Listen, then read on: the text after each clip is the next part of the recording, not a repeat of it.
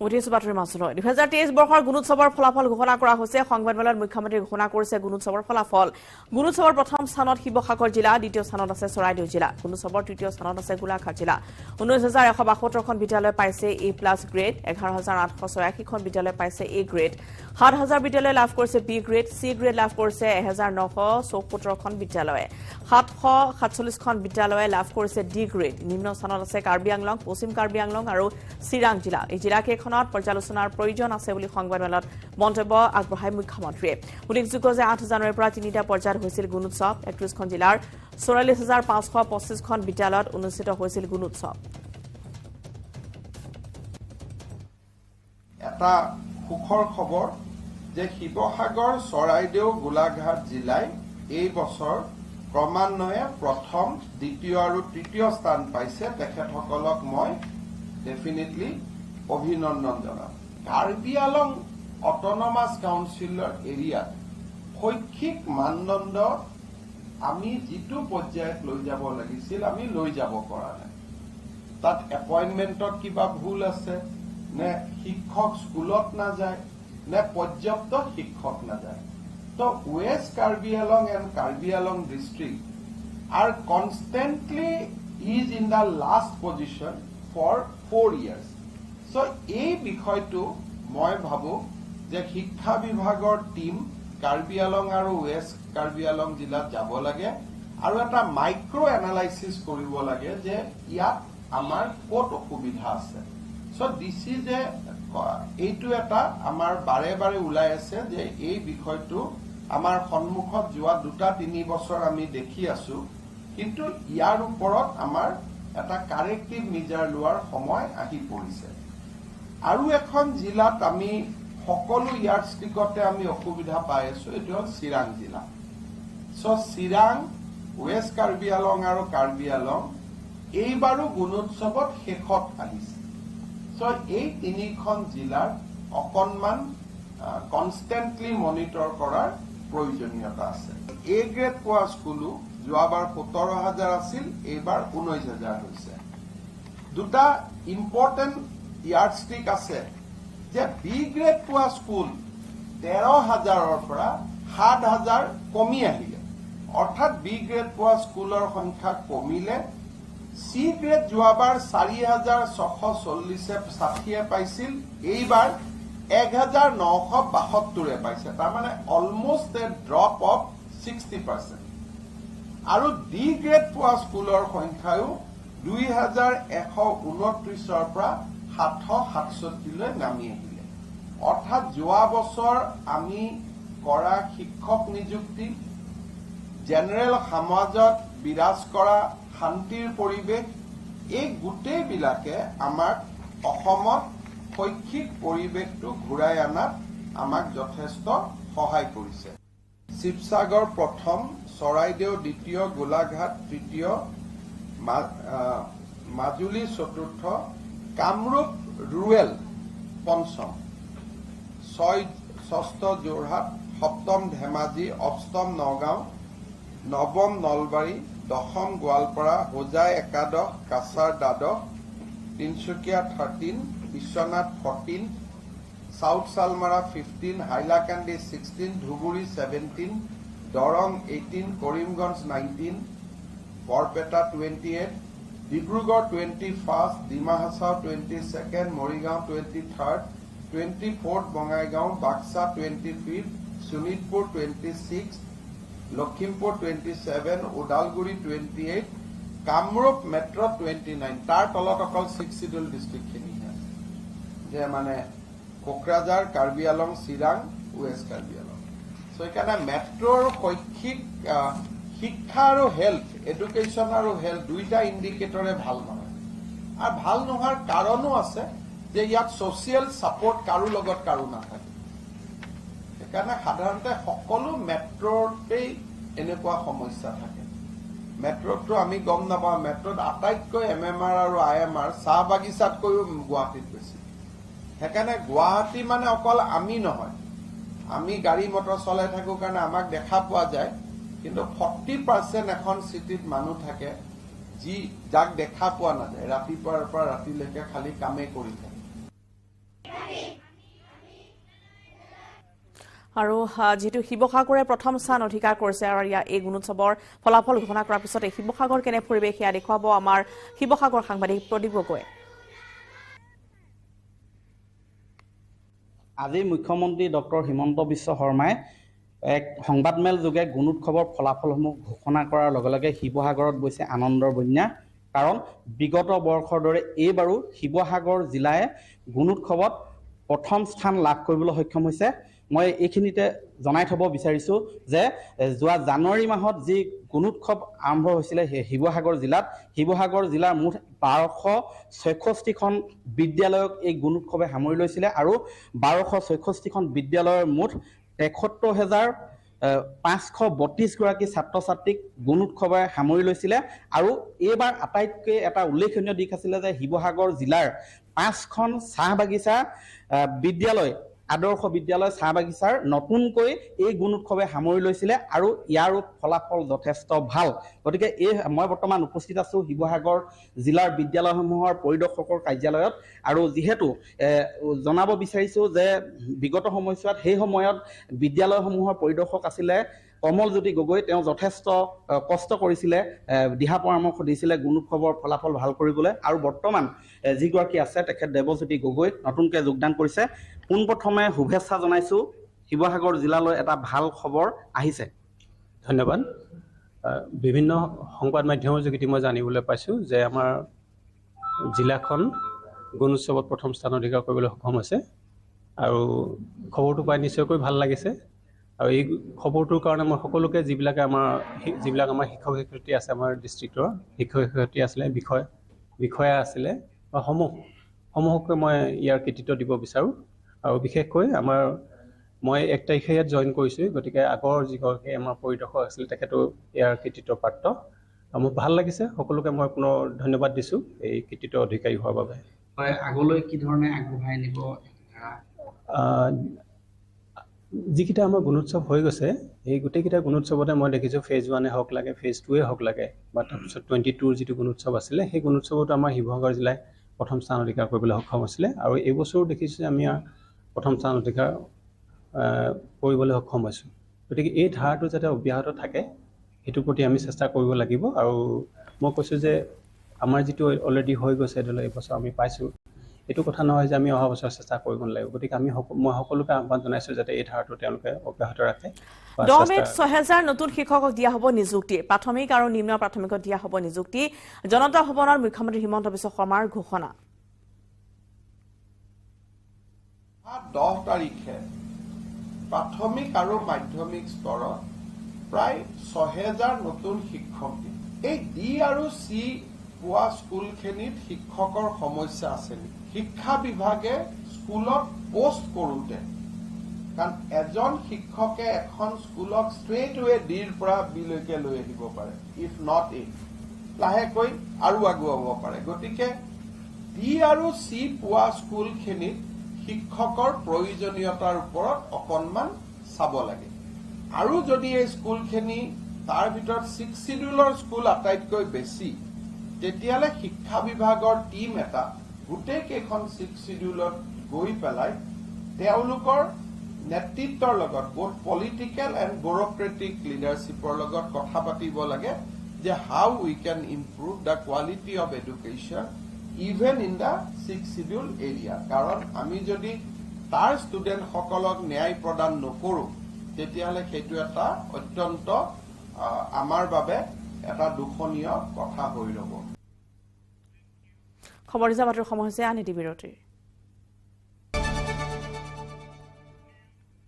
IIT খড়গপুৰৰ ছাত্ৰৰ মৃত্যুৰ এক নতুন মূৰ উন্মোচিত হৈছে। মৃত ফাইজান আহমেদৰ দ্বিতীয়টো মৰণোত্তৰ পৰীক্ষাৰ নিৰ্দেশ। এমাহৰ ভিতৰত সম্পূৰ্ণ কৰিব লাগিব দ্বিতীয়টো মৰণোত্তৰ পৰীক্ষা। চিকিৎসক অজয় কুমাৰ গুপ্তাৰ পৰ্যবেক্ষণত মৰণোত্তৰ পৰীক্ষা কলকাতা উচ্চ ন্যায়ালয়ৰ গুৰুত্বপূৰ্ণ নিৰ্দেশনা। 2022 চনৰ 14 অক্টোবৰত মৃত্যু হৈছিল মেধাৱী ছাত্ৰজনৰ তিনিচুকীয়াত ঘৰ ফাইজান আহমেদৰ পৰৱৰ্তী শুনানি হ'ব 30 জুনত মৃত ছাত্ৰজনৰ মূৰৰ পিছফালে আছিল আঘাতৰ চিহ্ন হোষ্টেলৰ বাথৰুমত উদ্ধাৰ হৈছিল ফাইজানৰ মৃতদেহ হত্যা কৰা সন্দেহত ইতিমধ্যে গোচৰ ৰুজু কৰিছিল পিতৃ-মাতৃ আৰু এই সন্দৰ্ভত ইতিমধ্যে এক নতুন তথ্য উন্মোচিত হৈছে আইআইটি খড়গপুৰৰ ছাত্ৰৰ মৃত্যুৰ নতুন মূৰ মৃত ফাইজান আহমেদৰ দ্বিতীয়টো মৰণোত্তৰ পৰীক্ষাৰ নিৰ্দেশ দিয়া হৈছে এমাহৰ ভিতৰত সম্পূৰ্ণ কৰিব লাগিব দ্বিতীয়টো মৰণোত্তৰ পৰীক্ষা চিকিৎসক অজয় কুমাৰ গুপ্তাৰ পৰ্যবেক্ষণত মৰণোত্তৰ পৰীক্ষা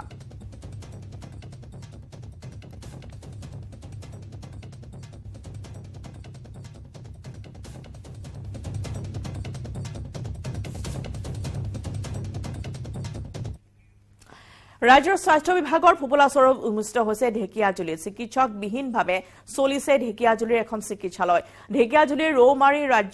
ৰাজ্যিক চিকিৎসালয়ত বিগত ছমাহে নাই কোনো চিকিৎসক পূৰ্বৰ চিকিৎসকজনৰ অৱসৰ পিছৰৰ পৰা এজন ফাৰ্মাচিষ্টে ৰোগী চোৱা চিতা কৰি আহিছে ৰাজ্যিক চিকিৎসালয়ত মাত্ৰ 3জনহে স্বাস্থ্যকৰ্মী আছে চিকিৎসক নথকাৰ বাবে অঞ্চলটোৰ লোকসকলে হাহাকাৰ কৰিবলগীয়া হৈছে ঢেকিয়াজুলিৰ পৰা হৰেণ ভূমিজৰ এক ৰিপৰ্ট মাজৰৌমাৰী অঞ্চলৰ একমাত্ৰ চিকিৎসালয় মাজৰৌমাৰীৰ ৰাজ্যিক চিকিৎসালয়খন বিগত ছমাহ ধৰি চিকিৎসক নথকাত এতিয়া ব্যাপক অসুবিধাৰ সন্মুখীন হ'ব লগা হৈছে আমি পুনে পুনে দৃশ্য দেখাম এয়া হৈছে ঢেকিয়াজুলিৰ মাজৰৌমাৰী অঞ্চলত থকা একমাত্ৰ ৰৌমাৰী ৰাজ্যিক চিকিৎসালয় ৰৌমাৰী ৰাজ্যিক চিকিৎসালয়খন বিগত ছমাহ ধৰি চিকিৎসক নথকাত এতিয়া এই অঞ্চলটোৰ ৰোগীসকলে ব্যাপক সমস্যাৰ সন্মুখীন হ'ব লগা হৈছে পশ্চিম ঢেকিয়াজুলি আঞ্চলিক ছাত্ৰ সন্থাই এই বিষয়টো সন্দৰ্ভত স্বাস্থ্য বিভাগক দৃষ্টিগোচৰ কৰিছিল কিন্তু আজি কুপতি স্বাস্থ্য বিভাগে এই ক্ষেত্ৰত কাণখাৰ দিয়া নাই কুম্ভকৰ্ণৰ নিন্দাত আছে ৰাজ্যৰ যি স্বাস্থ্য বিভাগ আছুৰ বিষয়ববীয়াসকল আছে আমি পুনে পুনে তেওঁলোকৰ প্ৰতিক্ৰিয়া জানিব চেষ্টা কৰিম কি ক'ব একমাত্ৰ চিকিৎসালয় এখন চিকিৎসক নাই চিকিৎসক পাবলৈ একেবাৰে নাই আমাক সঞ্চালক মহোদয়ে জনালে যে তোমালোকে যে আপোনালোকে যদি এজন চিকিৎসক আপোনালোকে বিচাৰক মই লগে লগে তেওঁক এপইণ্টমেণ্ট কৰি দিয়া ব্যৱস্থাটো কৰিম বুলি ক'লে তেতিয়া আমি সঁচাকৈ ভাবিছোঁ যে স্বাস্থ্য বিভাগক কেনেকুৱা পোৱা লগা অৱস্থা এইসমূহ বাদ দিছোঁ কিন্তু এটাই আহ্বান জনাওঁ আমি ছাত্ৰ সন্থাৰ বিষয়ববীয়া বা ৰাইজৰ নেতৃত্বলৈ এটাই আহ্বান জনাইছোঁ ছমাহ ধৰি চিকিৎসক নাই এই ৰাজ্যিক চিকিৎসালয়ত ডেইলি আপোনাৰ 100ৰো অধিক ৰোগী আহে গতিকে বিভিন্ন সমস্যা হয় তাত গতিকে এইটো এটা গুৰুত্বপূৰ্ণ বিষয় এই ক্ষেত্ৰত যাতে এটা স্বাস্থ্য বিভাগে বা শোণিতপুৰ জিলা স্বাস্থ্য সঞ্চালকে যাতে গুৰুত্ব প্ৰদান কৰি এজন চিকিৎসকৰ ব্যৱস্থা কৰে তাই আহ্বান জনাম মই নিশ্চয়কৈ মই ইয়াৰ যি ভিতৰৰ পৰিৱেশ দেখুৱাম কেনেদৰে চলিছে ঢেকিয়াজুলিৰ যি ৰৌমাৰীস্থিত ৰাজ্যিক চিকিৎসালয়খন বিগত ছমাহ ধৰি চিকিৎসক অবিহনে ইয়াৰ চিকিৎসা ব্যৱস্থা চলি আছে আৰু চিকিৎসা সেৱাৰ এক ফুপুলা স্বৰূপ উন্মোচিত হৈছে ইয়াত যি আচবাব থাকিব লাগে সেয়া নাই ইয়াৰ আন্তঃগাঁথনি যেনেধৰণে উন্নয়ন হ'ব লাগিছিলে সেয়া নাই আৰু দৈনিক বহু ৰোগী এই চিকিৎসালয়খনত আহে কিন্তু চিকিৎসক নাই ইয়াত কেৱল এগৰাকী ফাৰ্মাচিষ্ট আছে তেওঁ ইয়াত যি স্বাস্থ্য পৰীক্ষাৰ পৰা আৰম্ভ কৰি ৰোগী চোৱা সেয়া কৰি আহিছে বিগত ছমাহ ধৰি ইয়াত চিকিৎসক নাই মই দৃশ্য দেখাইছোঁ আমি কথা পাতিব চেষ্টা কৰিম ইয়াৰ যিগৰাকী এগৰাকী স্বাস্থ্য কৰ্মী আছে তেখেতৰ সৈতে দাদা এইপিনে আহিব চিকিৎসক নাই নেকি আমাৰ চিকিৎসক নাই কিমান দিন হ'ল নৱেম্বৰৰ 20 তাৰিখৰ পৰা 2022 নৱেম্বৰৰ 20 তাৰিখৰ পৰা অসুবিধা হয় নে নাই আপোনাৰ অসুবিধা হয় যথেষ্ট ডক্টৰ নহ'লেতো যথেষ্ট অসুবিধা অসুবিধা হয় এতিয়া ৰাতি কোনো নাথাকে নেকি ৰাতি দিবৰ আমাৰ ইয়াত এনেই নচলেই বাৰু আমাৰ এখন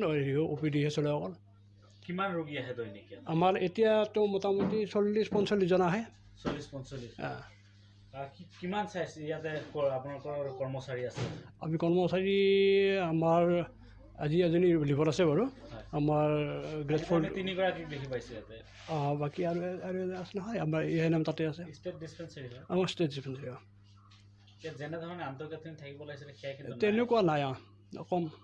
আজি ছমাহ ধৰি ডক্টৰে নাই আমাৰ যিখিনি এই আপোনাৰ RKS ফাণ্ড আহে সেই ফাণ্ডটো ইউটিলাইজ কৰিব পৰা নাই নিশ্চয়কৈ এনেদৰে চলিছে ঢেকিয়াজুলি ৰৌমাৰী ৰাজ্যিক চিকিৎসালয়খন এনেধৰণে আচলতে এতিয়া উন্মোচিত হৈছে ৰাজ্যৰ চিকিৎসা বিভাগৰ এক ফপুলা স্বৰূপ বিশ্ব দৰবাৰ প্ৰতিষ্ঠিত হ'ল অসমীয়া ভাষা গিনিজ ৱৰ্ল্ড ৰেকৰ্ডছত স্থান পালে ব্ৰেইল হেমকোষে বিশ্বৰ সৰ্ববৃহৎ দ্বিভাষিক ব্ৰেইল অভিধান হিচাপে স্বীকৃতি দৃষ্টিহীনলৈ আশাৰ বতৰা কঢ়িয়াইছে ব্ৰেইল হেমকোষে ভাষাৰ উজাই হেমচন্দ্ৰ বৰুৱাৰ অমৰ সৃষ্টিলৈ স্বীকৃতি ব্ৰেইল হেমকোষৰ প্ৰকাশকলৈ গিনিজ ৱৰ্ল্ড ৰেকৰ্ডছৰ কৰ্তৃপক্ষৰ আনুষ্ঠানিক পত্ৰ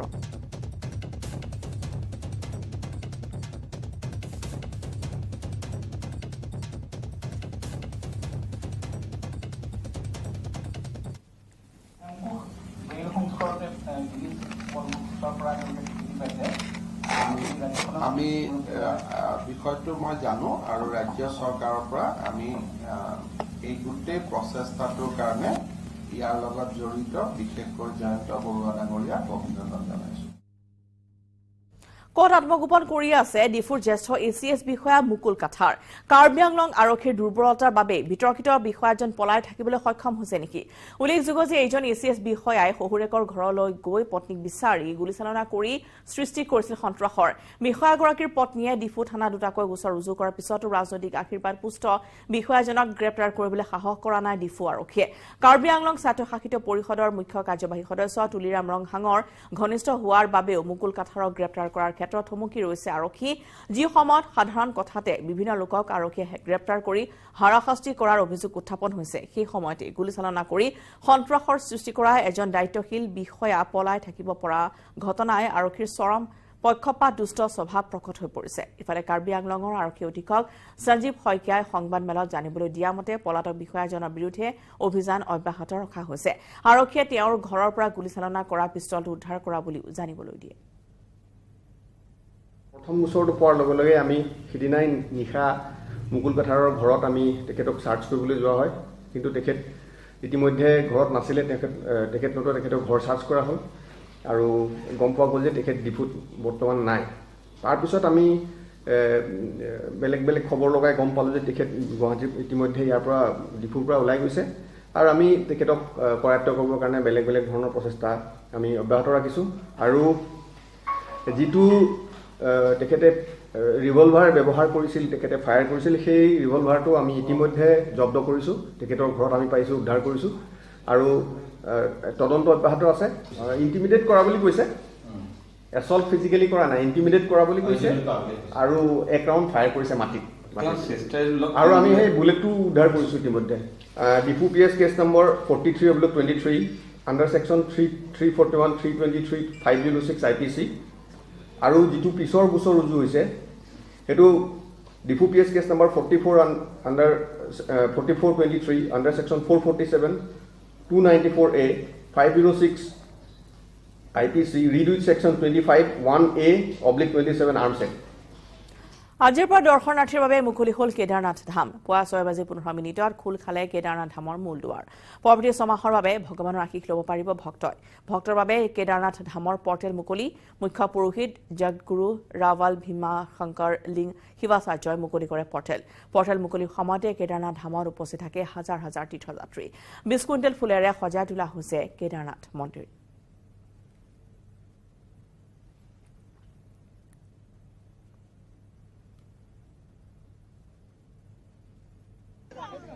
मैं सभी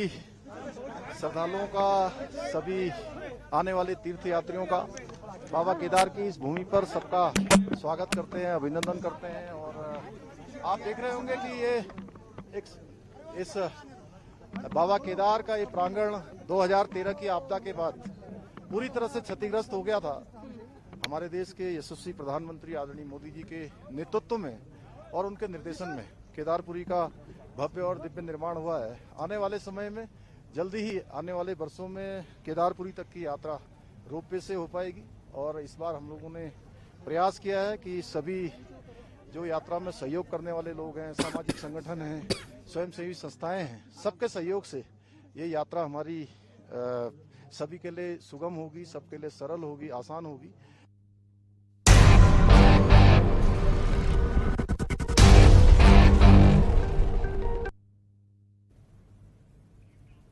বিগত 3টা দিনে বিদ্যুৎ সেৱাৰ পৰা ব্যাহত হৈ পৰিছে তিনচুকীয়াৰ বিস্তীৰ্ণ অঞ্চল। শনিবাৰে নিশা ধুমুহা শিলা বৃষ্টিয়ে ধ্বংসলীলা সৃষ্টি কৰাৰ পিছৰ পৰা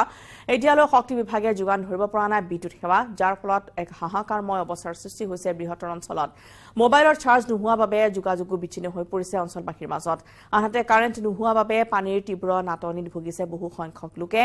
আনহাতে নিশাৰ ভাগতো মিঠাতেলৰ চাকি মমবাতি জ্বলাই পাৰ কৰিবলগীয়া হৈছে। উল্লেখযোগ্য যে ধুমুহাৰ পিছত প্ৰশাসন তথা শক্তি বিভাগে যি ধৰণে কাম কৰিব লাগিছিল তাকে নকৰাৰ বাবে এনেদৰে এতিয়া অন্ধকাৰত থাকিবলগীয়া হৈছে অঞ্চলবাসী আনকি বিদ্যুৎ সেৱা নথকাত কাৰ্যালয়সমূহতো কাম কৰাৰ সমস্যাৰ সৃষ্টি হৈছে উল্লেখযোগ্য যে প্ৰিপেইড মিটাৰ লগোৱাৰ পিছত আগতীয়াকৈ ধন জমা দিলেহে আপুনি লাভ কৰে বিদ্যুৎ সেৱা কিন্তু আগতীয়াকৈ ধন দিও ৩-৪ দিন ধৰি পোৱা নাই বিদ্যুৎ সেৱা বিভিন্ন অজুহাত দেখুওৱা শক্তি বিভাগৰ কৰ্মীয়ে কাম নকৰাৰ অভিযোগ উত্থাপন হৈছে যাৰ ফলত ধুমুহা বৰষুণৰ পিছত এনেদৰে বিদ্যুৎ সেৱাৰ পৰা ব্যাহত হৈ আছে গ্ৰাহকসকল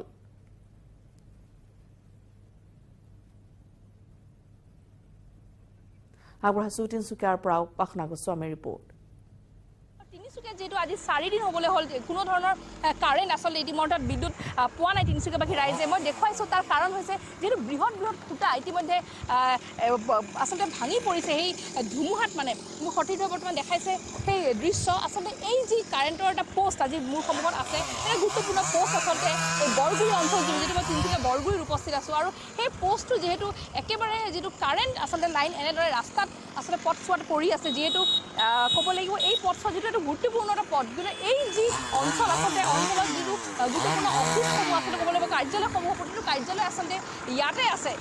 এইখিনি ঠাইত আৰু দেখা গৈছে এতিয়া সেই ঠাইতে আচলতে ধুমুহাই এনেদৰে যি প্ৰচণ্ড আচলতে ধুমুহাৰ যি প্ৰকোপ আপোনালোকে দেখিবলৈ পাইছোঁ আৰু এই মুহূৰ্তত এনেদৰে চলি আছে আচলতে আৰু যি আমি বন্ধুসকল মানুহৰ লগত যিটো দুই এটা কথা পাতিছিলোঁ তেওঁলোকে এটা কথা জনাইছে আৰু হয়তো এসপ্তাহ 10 দিন লাগি যাব এই গছ কটা যি অভিযান চলি আছে বৰ্তমান মই তেওঁলোকৰ পৰা কিছু কথা জানিব বিচাৰিম যেহেতু তিনিচুকীয়াবাসী ৰাইজ বৰ্তমান জলাবদ্ধতাত ভুগিবলগীয়া হৈছে আছিল 4 দিনৰ পৰা কাৰেণ্টটো ইতিমধ্যে নাই দাদা আপোনাক সুধিছোঁ 4 দিন ধৰি যদি বিদ্যুতৰ নাই আৰু হয়তো তেনেকুৱা ধৰণৰ 4-5 দিন লাগি যাব পাৰে হয়তো কিন্তু গছ আৰু 4-5 দিনৰ ধুনীয়া লাগিব মানে বেলেগ গোটেইখিনি কাটিবলৈ চাইড কৰিব লাগিব কিছুমান গছ ডাঙৰ ডাঙৰ গছবোৰ যিবোৰ পৰি আছে তাৰ সোমাই আছে সেই তাৰবোৰ তুলিব লাগিব তাৰপিছতে হ'বগৈ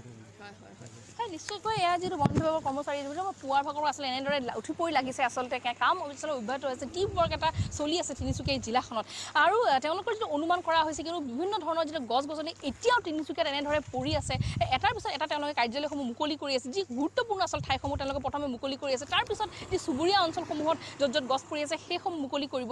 কাৰেণ্টৰ পোষ্টসমূহ যিটো পৰি আছে সেই পোষ্টসমূহ উঠুৱাই ভালকৈ যিটো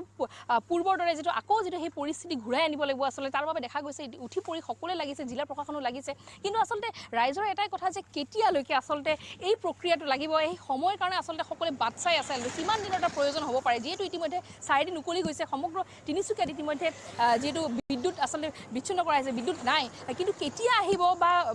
এইখিনি প্ৰক্ৰিয়া কৰোঁতে কিমান সময় লাগিব তাৰ বাবে ৰাইজ আচলতে চিন্তিত হৈ পৰিছে কিন্তু সকলোৰে ঘৰত যেহেতু এতিয়া বিদ্যুৎ নাই বা পানী নাই লাহে ধীৰে দৈনন্দিন জীৱনৰ যিসকল বস্তু সামগ্ৰী আচলতে লাগে লাহে ধীৰে আচলতে প্ৰয়োজনীয় যিখিনি সামগ্ৰী আচলতে লাগিছিলে সেইখিনি সামগ্ৰী বৰ্তমান নাটনি হৈ পৰিছে আচলতে সেয়া সকলোৱে আশা কৰিছে আচলতে ফলে ডিব্ৰুগড় কাৰাগাৰত আইবিৰ 5জনীয়া দল খালিস্তানী নেতা অমৃতপাল সিঙক জেৰা আইবিৰ পুৱা 9:30 বজাৰ পৰা অমৃতপালক জেৰা অব্যাহত আছে ডিব্ৰুগড় বাহৰ পাতিছে পঞ্জাৱ আৰক্ষীৰ এটা দলে উল্লেখযোগ্য যে দেওবাৰে পঞ্জাৱৰ পৰা ডিব্ৰুগড় কাৰাগাৰলৈ অনা হৈছিল খালিস্তানী নেতা অমৃতপাল সিঙক ডিব্ৰুগড় কাৰাগাৰত বৰ্তমানলৈ ৰখা হৈছে 10 খালিস্তানী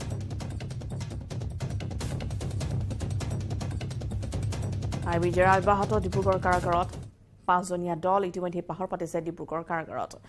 ফলে ভাৰত ম্যানমাৰ সীমান্তত মৃতদেহ উদ্ধাৰ গাঁতত পুতি থোৱা অৱস্থাত উদ্ধাৰ কৰা হৈছে মৃতদেহ আপাৰ সিংহাঙত উদ্ধাৰ কৰা হৈছে পলাশ মৰাণৰ মৃতদেহ 2021 চনত আলফা স্বাধীনত যোগদান কৰিছিল পলাশ মৰাণে আৰক্ষী পলাশৰ ভাতৃ স্থানীয় গাঁও প্ৰধানৰ উপস্থিতিত মৃতদেহ উদ্ধাৰ কৰা হৈছে তিনিচুকীয়া জিলাৰ তৰাণী গাঁৱত ঘৰ পলাশ মৰাণৰ আলফা স্বাধীনৰ শিবিৰৰ পৰা পলায়ন কৰিছিল পলাশে ইয়াৰে 3 কেডাৰে সেনা আৰক্ষীৰ ওচৰত আত্মসমৰ্পণ কৰিছিল কিন্তু সন্ধানহীন হৈ আছিল পলাশ মৰাণ আজি আপাৰ সিংহাঙত গাঁতত পুতি থোৱা অৱস্থাৰ পৰা উদ্ধাৰ কৰা হৈছে মৃতদেহটো